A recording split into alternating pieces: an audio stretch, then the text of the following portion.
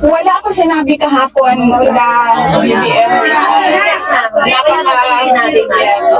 Napaka-klaro nun na hindi ko siya wala akong sinabi kahapon na BBM resign. Nagkakautal-utal ka, hirap magsinungaling, no? Wala kasi sinabi mag-resign siya. Naging porky pig. Kahapon, ang lakas ng loob, no? Nung kasama niya, yung mga DDM, nagsisigawan, Marcos, resign.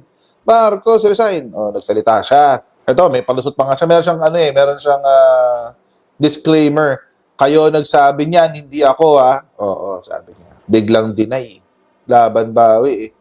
Laban. Bawi. Oo, laban, bawi si ate girl, eh.